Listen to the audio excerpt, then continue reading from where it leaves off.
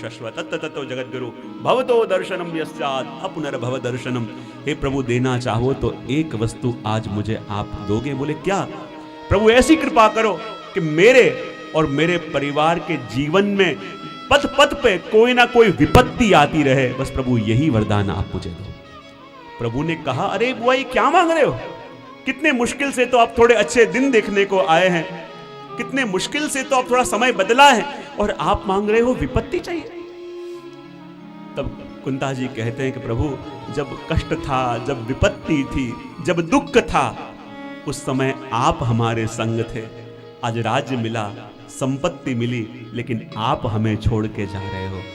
तो प्रभु ऐसा सुख हमें नहीं चाहिए जो पाके हमें आपको गवाना पड़े। हमारे लिए तो प्रभु सच्ची संपत्ति विपत्ति है। सच्ची संपत्ति हमारे लिए ये कष्ट है, क्योंकि हम प्रभु आपका स्वभाव जानते हैं, आप सब कुछ सहन कर सकते हो, पर आपके भक्तों के जीवन में कष्ट आवे ये आपसे सहन नहीं होता। पर भागते भागते प्रभु आप उनके पास आ जाते हो। और प्रभु देखो, जब कष्ट था, विपत्तियां थी, लेकिन फिर भी हम आनंद में थे, क्योंकि उस समय आप हमारे संग थे, हमारी रक्षा कर रहे थे, पल पल में हमें संभाल रहे थे।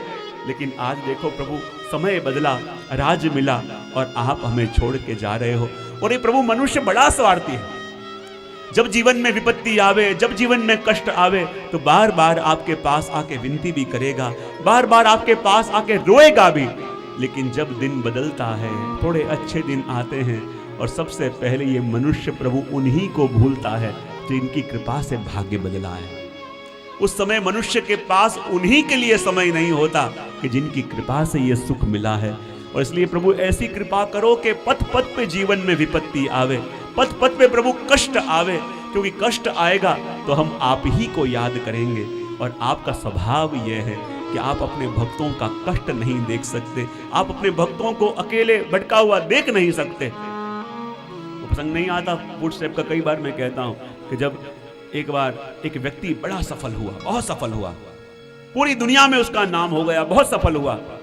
और एक दिन जब वो समुद्र किनारे पे चलते चलते जा रहा था, उसने पीछे मुड़ के देखा, और जैसे ही पीछे मुड़ के देखा तो जहां समुद्र की रेत में उसके चलने के निशान थे, बराबर पास में ही किसी और व्यक्ति के चलने के निशान भी थे, लेकिन वो दिख नहीं रहा था। और समझते उसे देर न लगी कि ये दूसरे जो निशान है, लेकिन व्यक्ति दिख नहीं रहा, ये जरूर मेरे प्रभु हैं, जो जीवन के हर एक पथ पथ पे मेरे संग हैं, मेरे संग चल रहे हैं, और उन्हीं की कृपा से मैं सुखी हूं। लेकिन समय चक्र ऐसा बदला कि जो खूब सफल व्यक्ति था, अब चारों ओर से निष्फलता, असफलता ने उसे घेर लिया। जब सफलताएं थी, सारे दूर दूर के लोग भी उसके सगल संबंधी बन के उसके पास मंडराते थे। लेकिन जब असफलता आई, उसके अपने भी उसका साथ छोड़ के चले गए, उसका परिवार छोड़ गया, उसके मित्र छोड़ गए, उसके प्रशंसक छोड़ गए, और बिल्कुल अकेला रह गया ये व्यक्ति। और आज उसी जीवन के तट पे जब चलता चलता जा रहा था, और आज उसने पीछे मुड़ के देखा, तो उसे सिर्फ एक ही व्यक्ति के चरणों के निशान दिखाई दिए। और ये वस्तु वो सहन न कर पाया, फूट फूट के रोने लगा, प्रभु से कहने लगा कि हे प्रभु, मेरे कष्ट के समय में मेरा परिवार छोड़ के चला गया, प्रभु सहन कर लिया, मेरे मित्र छोड़ के चले गए, प्रभु सहन हो गया, मेरे अपने छोड़ गए, ये सहन हो गया, लेकिन प्रभु मेरे कष्ट के समय में आप भी मुझे छोड़ के चले गए, ये प्रभु मैं कैसे सहन कर पाऊं। फूट फूट के रोने लगा। और कहते हैं उसी समय आकाशवाणी हुई कि हे मेरे पुत्र, क्या तू ये मानता है कि तेरे संकट के समय में तेरा परिवार छोड़ गया, तेरे मित्र छोड़ गए, तेरे सभी संबंधी छोड़ गए, तो क्या तेरे संकट के समय में मैं भी तुझे छोड़ दूंगा? हे मेरे पुत्र, मैं तुझे कैसे छोड़ सकता हूं? जब आज तू चलते चलते आ रहा था और तूने पीछे मुड़ के देखा, तुझे सिर्फ एक व्यक्ति के चरणों के निशान दिखाई दिए, और तुझे ऐसे लगता है मैं तुझे छोड़ गया? अरे जब आज तूने पीछे मुड़ के एक चरणों के निशान देखे, वो चरणों के निशान तेरे नहीं, वो मेरे चरणों के निशान है। और तेरे चरणों के निशान इसलिए दिखाई ना दिए क्योंकि तेरे संकट के समय में मैं तुझे अपने कंधे के ऊपर उठा के चल रहा था, इसलिए। क्योंकि भगवान का स्वभाव यह है, क्योंकि भक्तों की पीड़ा को प्रभु सहन नहीं कर सकते, भक्तों की आरती को भगवान सहन नहीं कर सकते, और पास आके उसके ऊपर कृपा करते हैं। और इसलिए तो प्रभु जब जब भी जीवन में कष्ट आया, जीवन में जब जब भी विपत्तियां आई, संकट आया, यही बात का सुख था कि आप हमारे पास हो, और इसलिए प्रभु जीवन में और कुछ नहीं चाहिए, यही कामना करते हैं कि हमको प्रभु दुख दीजिए, क्योंकि प्रेम के मार्ग में क्या मिला ये महत्व का नहीं, पर किसके हाथों मिला ये महत्व का है। प्रभु यदि आप सुख देते हो तो प्रिय लगता है, और दुख देते हो तो अप्रिय लगता है। ये क्यों भूल जाते हैं कि अपना प्रिय जब देवे तब वही अपने लिए सबसे प्रिय होता है। और इसलिए तो कुंता जी के हृदय के भाव थे जो प्रभु से विनती करते कह रहे हैं, तेरे दुख भी प्यारे हैं, तेरे सुख भी प्यारे हैं, छोड़ू मैं किसे भगवन, दोनों ही तुम्हारे हैं। सभी गाइए। तेरे दुख भी प्यारे हैं, तेरे सुख भी प्यारे हैं, छोड़ू मैं किसे भगवन, दोनों ही तुम्हारे हैं, दोनों ही तुम्हारे हैं। हे प्रभु, जीवन के अंदर सुख और दुख दोनों की परिभाषा कुछ अलग होती है, लेकिन यदि अपना प्रिय कोई वस्तु अपन को देवे तो अपन ये नहीं देखते क्या दिया, यही देखते हैं कि किसके द्वारा मिला। प्रभु सुख देने वाले भी आप, और यदि दुख भी आपके द्वारा ही मिलता है, ऐसा हम कहते हैं तो ये क्यों भूल जाते हैं, जब अपने प्रिय अपने प्रभु के द्वारा जो मिला वो तो प्रसाद कहा जाता है, और यदि उसको प्रसाद की तरह लो तो अपने आप वो प्रभु की अनुभूति करावे। और इसलिए तो कुंता जी आगे कहें, दुख सुख ही जीवन की गाड़ी को चलाते हैं, दुख सुख ही जीवन की गाड़ी को चलाते हैं, यह दोनों ही मिलकर इंसान बनाते हैं, इंसान बनाते हैं। संसार है एक नदिया, दोनों ही किनारे हैं, छोड़ू मैं किसे भगवन, दोनों ही तुम्हारे हैं। तेरे दुख भी प्यारे हैं,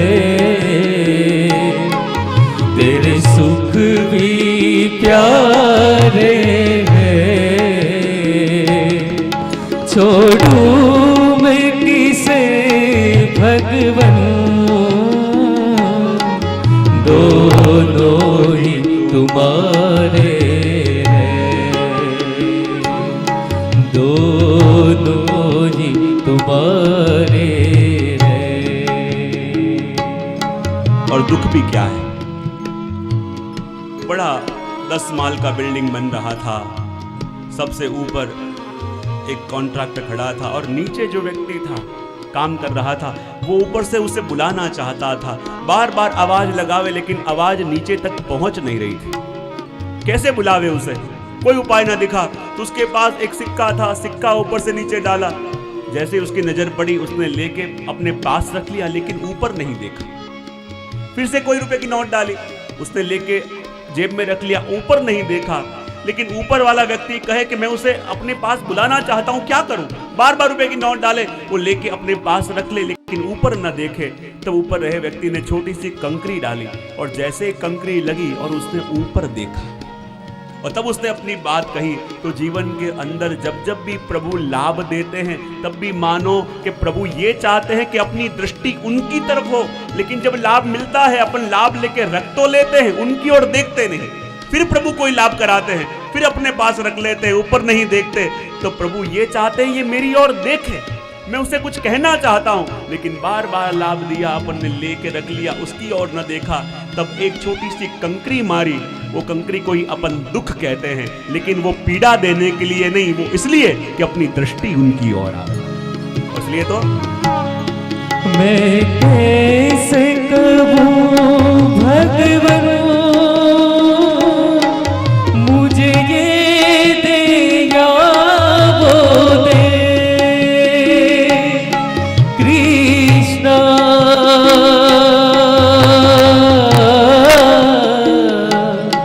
हे कृष्णा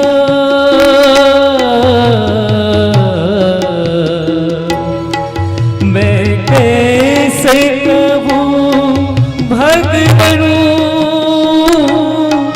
मुझे ये दे या वो दे,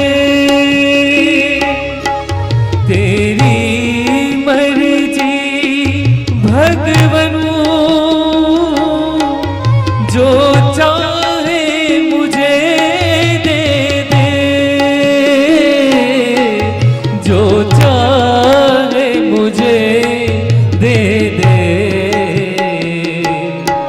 मैं शक के न देखूंगा फल मीठे या खारे हैं, कैसे मैं कहूँ भगवान दोनों ही तुम्हारे हैं, तेरे दुख भी प्यारे हैं, सभी गाइए। तेरे सुख भी प्यारे हैं, छोड़ूं मैं किसे भगवान दोनों ही तुम्हारे हैं, दोनों ही तुम्हारे हैं। और हे प्रभु क्या बताऊं, इस जीवन के अंदर जो जो आपने दिया, यदि उसका धन्यवाद हम न माने तो कैसी कैसी वस्तु जो पाने की योग्यता। और जब भी ये प्रसंग आता है, एक प्रसंग मुझे बड़ा प्रिय, मैं कहता हूं, किसी यूरोप के ही एक देश का बहुत बड़ा टेनिस प्लेयर, मैं कई बार कहता हूं, और जिसने कई बार विंबलडन का अवार्ड जीता, और कहते हैं वो इतना बढ़िया टेनिस खेलता कि उसके नाम से लोग उस देश को जानने लगे, और इतना प्रसिद्ध हुआ कि सारे देश के लोग उसके बहुत बड़े फैन हो गए थे। उसका ही नाम लेते, उसके ही गुणगान गाते, उसके बारे में छपता रहता, क्योंकि उसके नाम से पूरे देश को लोग जानते हुए। और एक बार खेलते खेलते अचानक उसे बेहोश होके गिर पड़ा, और जब बेहोश होके वो गिर पड़ा, उसे हॉस्पिटल में एडमिट किया गया, और तब डॉक्टर ने चेक करके कहा कि उसे लास्ट स्टेज पे ब्लड कैंसर है। अब इसके बचने के कोई उपाय नहीं है, इसके बचने के कोई चांस नहीं है। और जहाँ उस देश के अंदर ये बात फैली, पूरा देश रोने लगा, पूरा देश मातम मनाने लगा, क्योंकि सब लोग इसके फैन थे, सब लोग उसको देख के प्रेरणा लेते थे, उसको देख देख के सब लोग प्रेरित होते थे। सभी की आंख में आंसू, सभी ने मातम छा गया, कहने लगे अरे ये रोक देना था तो भगवान को यही क्यों मिला। दुनिया में से बहुत लोग हैं कि जिसके होने न होने से कोई फर्क नहीं पड़ता, लेकिन ये तो हमारा सच्चे अर्थ में हीरो है। पूरे देश का नाम जिसने रौनक किया है, पूरे देश को लोग जिसके कारण जानने लगे हैं, तो भगवान ने ये पीड़ा देने के लिए इसे ही क्यों चुना? क्या भगवान को और कोई नजर नहीं आया? यही क्यों, इसे ही क्यों चुना? पूरे देश के मन में आज यही प्रश्न था कि भगवान ने इसे ही ऐसा रोग क्यों दिया, इसे ही क्यों चुना, इसे ये पीड़ा क्यों दी। और कहते हैं एक बार टीवी पे उसका लाइव इंटरव्यू आ रहा था, और वो इंटरव्यू उस देश का छोटे से छोटा बच्चा भी आज टीवी के सामने बैठ के देख रहा था। और जब वो इंटरव्यू ले रहे थे, पूरे देश के जितने भी लोग उस इंटरव्यू को देख रहे थे, हर एक की आंख में से आंसू बह रहे थे, हर एक के मन में यही प्रश्न था कि प्रभु ने ऐसी पीड़ा इसको क्यों दी, यही क्यों, इसी को क्यों चुना। और कहते हैं जो इंटरव्यू ले रहा था वो प्रेस रिपोर्टर भी उसका बहुत बड़ा फैन हुआ करता था। वो बोलना चाहता था, बहुत कुछ पूछना चाहता था, लेकिन आज उसकी जीभ भी काम नहीं आ रही थी, उसका वाणी भी खुल नहीं रही थी।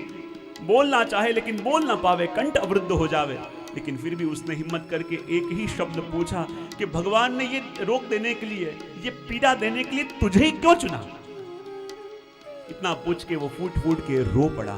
और जब वो इंटरव्यू लेने वाला प्रेस रिपोर्टर रोने लगा, पूरे देश का सब्र छूट गया। वो भी मानो पूरे देश के अंदर आज सब लोग उसको देख के रो रहे हैं, लेकिन वो प्लेयर बिल्कुल स्वस्थ है। रिपोर्टर बार बार पूछ रहा है कि भगवान ने ये रोक देने के लिए, ये पीड़ा देने के लिए तुझे ही क्यों चुना, तू ही क्यों, भगवान ने तुझे ही क्यों चुना ये पीड़ा देने के लिए। लेकिन वो प्लेयर बिल्कुल स्वस्थ था। और जब उसने आंसू पोंछे, मतलब उसने एक ही बात कही कि दुनिया में करोड़ों लोग ऐसे हैं जो टीवी पे टेनिस देखते हैं, उसमें से कुछ लाख लोग ऐसे हैं जो टेनिस को समझते भी हैं, उसमें से कुछ हजार लोग ऐसे हैं जो प्रोफेशनली खेलना जानते हैं, उसमें से कुछ 100 ऐसे लोग होंगे कि जिनको इंटरनेशनली खेलने का मौका मिलता है, और उसमें से 4 लोग ऐसे जो सेमीफाइनल खेलते हैं, और उसमें से मात्र 2 जिनको फाइनल खेलने का मौका मिलता है, और उसमें से भी सिर्फ एक, दुनिया में सिर्फ एक जिसके हाथ में वो ट्रॉफी आती है, जिसके हाथ में वो मेडल आता है।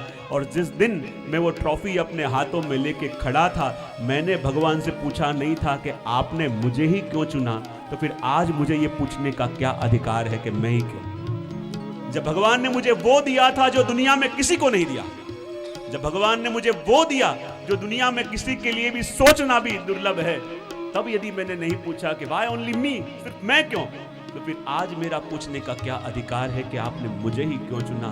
जब वो दिया कि योग्यता नहीं थी, जिसकी पात्रता नहीं थी, तब मेरे यदि धन्यवाद न माना, तो आज फरियाद करने का मेरा क्या अधिकार है। और इसलिए तो आगे कहा, दुख कोई नहीं चाहता, सब सुख को तरसते हैं, दुख में सब रोते हैं, सुख में सब हंसते हैं, सुख में सब हंसते हैं, सुख मिलता है उसको जिसको दुख प्यारे हैं। छोड़ू मैं किसे भगवन, दोनों ही तुम्हारे हैं, दोनों ही तुम्हारे हैं, दोनों ही तुम्हारे हैं।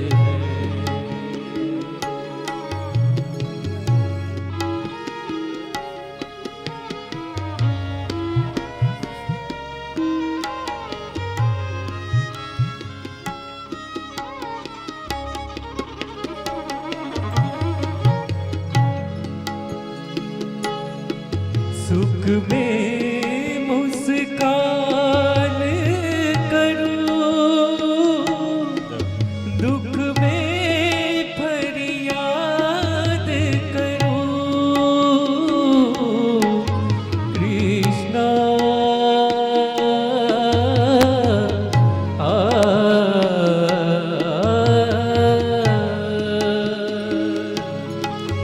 जिस हाल में रखे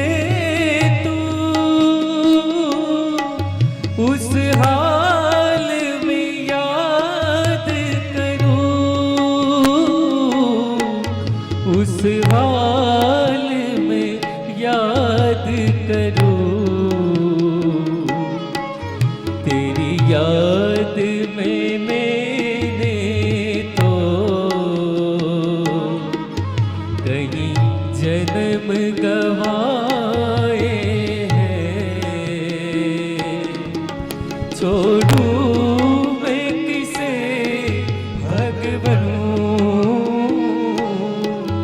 दोनों ही तुम्हारे हैं,